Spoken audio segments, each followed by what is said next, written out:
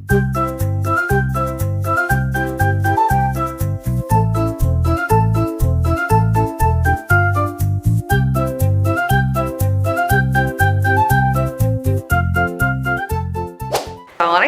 jumpa lagi dengan saya Bu Irma dari SMPN 2 Katapang. Salam literasi. Hari ini saya akan mereview buku bebas keempat dengan judul Surga Sungsang, karya dari penulis Triyanto Triwikromo yang diterbitkan oleh PT Gramedia Pustaka Utama yang diterbitkan tahun 2014 dengan jumlah halaman 144 halaman dan nomor ISBN 9786030303291. Alasan saya memilih buku ini karena keberanian penulisnya dalam mendobrak narasi-narasi keagamaan atau kemanusiaan yang seringkali dianggap tabu untuk dipertanyakan.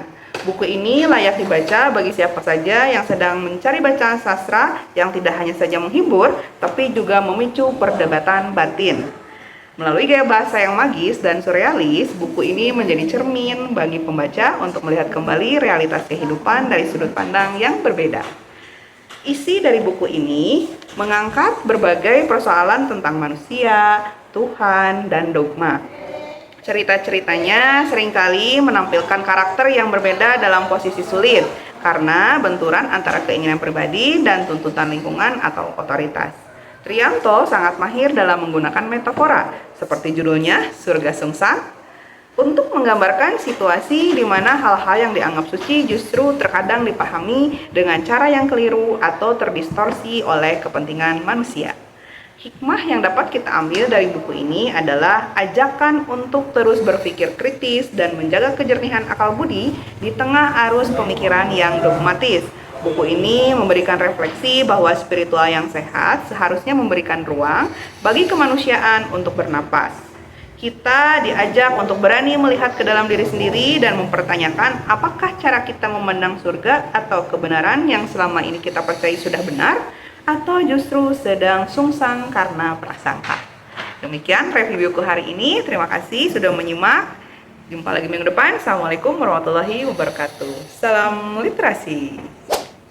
Assalamualaikum warahmatullahi wabarakatuh. Salam literasi. Halo semuanya, kenalin nama aku Kera Nahla dari SMP Negeri 2 Katapang. Hari ini aku mau mereview sebuah buku yang berjudul Maddah, karya Risa Saraswati. Buku ini diterbitkan oleh Bukune pada tahun 2012 berjumlah 240 halaman. Buku ini punya nomor ISBN 9786022200727. Nah, buku ini bakal aku review dengan metode AI, alasan, isi, dan hikmah. Alasan kenapa aku pilih buku ini ialah karena covernya yang menarik, apalagi buku ini tuh ditulis oleh penulis favorit aku yaitu Risa Saraswati. Buku ini juga kelanjutan dari cerita Danur. Kedua, isi cerita. Buku ini singkatnya menceritakan tentang Risa yang melanjutkan tantangannya yang memiliki kekuatan indigo. Risa sendiri menghadapi sosok-sosok gaib yang lebih kompleks dan menantang, apalagi terdapat karakter baru yang bernama Elizabeth di sebuah rumah yang penuh misteri dan juga kisah kelam. Nah, hikmah yang bisa kita ambil dari buku ini adalah untuk tidak menilai sesuatu yang menakutkan, karena pasti mereka memiliki kisah dukanya masing-masing yang tak tersampaikan. Sekian review buku dari aku. Salam literasi. Wassalamualaikum warahmatullahi wabarakatuh. Assalamualaikum warahmatullahi wabarakatuh. Salam literasi. Perkenalkan, nama saya Noval Ofiftian dari SMPN 2 Katapang. Pada kesempatan kali ini, saya ingin mereview sebuah buku berjudul Negeri Bawah Air dengan penulis Arini Landari, penerbit Buana Ilmu Populer, tahun terbit 2011 dan jumlah halaman 208 dengan ISBN 9789790746728. Buku ini layak dibaca jika kalian menyukai cerita fantasi yang memadukan petualangan dengan imajinasi yang segar.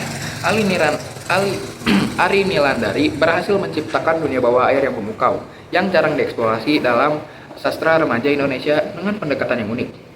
Alasan utamanya adalah untuk menikmati petualangan yang membawa imajinasi kalian keluar dari rutinitas, serta melihat bagaimana penulis membangun konflik di dunia yang begitu asing namun tetap terasa relevan dengan nilai-nilai persahabatan dan keberanian.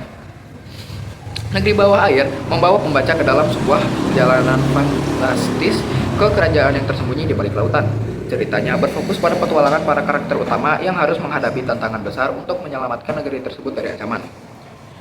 Melalui alur yang penuh aksi dan penemuan-penemuan ajaib, buku ini mengeksplorasi tema kerjasama tim, pengorbanan, dan perjuangan untuk mempertahankan keberanian di tempat yang jauh dari jangkauan manusia biasa.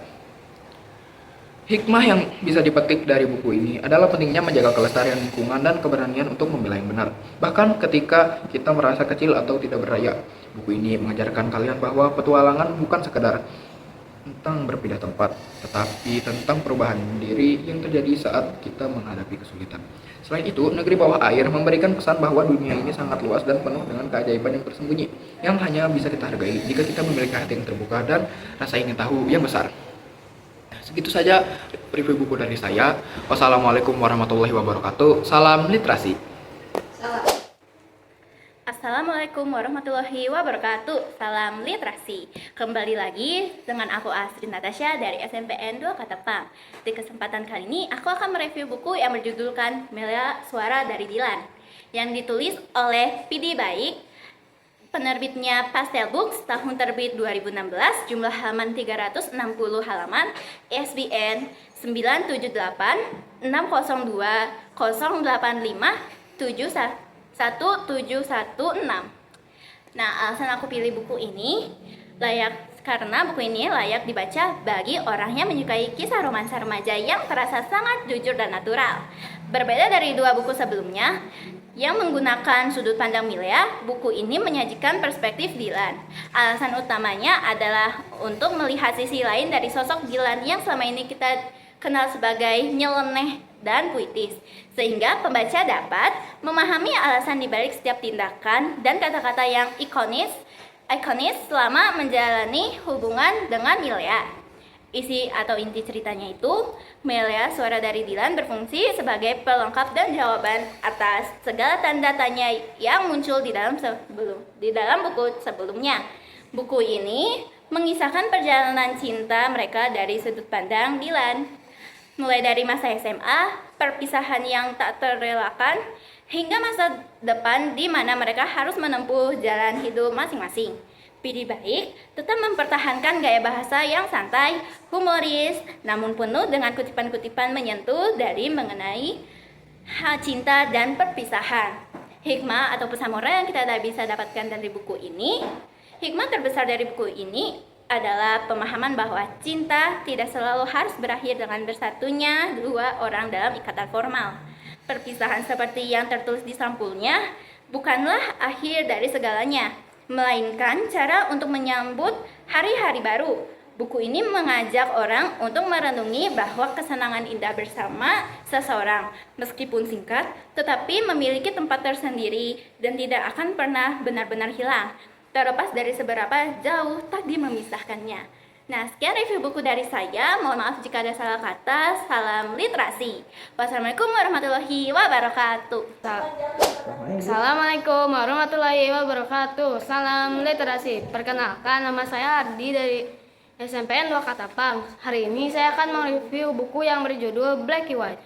Penulis Nunizi, penerbit Bukune, tahun terbit 2017, jumlah halaman 280 halaman, dan nomor ISBN 978 602 220 2219.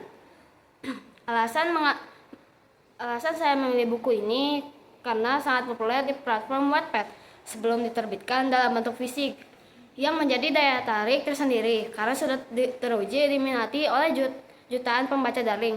Black White layak dibaca bagi orang yang menyukai genre remaja dengan bumbu misteri atau dinamika hubungan yang kompleks. Alasan lainnya adalah eksplorasi karakter yang mencoba menjadi jati diri di tengah perbedaan latar belakang dan kepribadian yang sering kali relate dengan pengalaman masa muda. Seperti judulnya, buku ini membawa narasi tentang dua kutub yang berbeda, disimbolkan dengan warna hitam dan putih. Cerita berfokus pada konflik batin, ego, dan pencarian makna di balik sebuah hubungan. Nunizi menyajikan alur yang cukup dinamis di mana tokoh-tokohnya harus menghadapi kenyataan pahit, pilihan-pilihan sulit, dan pendewasaan diri. Ceritanya bukan sekedar tentang percintaan, melainkan juga tentang bagaimana seorang belajar menerima kekurangan diri sendiri dan orang lain. Hikmah yang bisa diambil dari buku ini adalah pentingnya penerimaan diri. Hidup tidak selalu bisa dipilah menjadi hitam dan atau putih. Terkadang ada banyak warna abu-abu di antaranya. Buku ini mengajarkan bahwa dalam menjalin hubungan dengan sesama, kita tidak bisa menuntut kesempurnaan. Kedewasaan justru lahir dari keberanian kita untuk berdamai dengan ketidaksempurnaan tersebut dan tetap memilih untuk melangkah bersama meski di tengah perbedaan karakter yang mencolok. Sekian review buku dari saya. Wassalamualaikum warahmatullahi wabarakatuh. Salam literasi.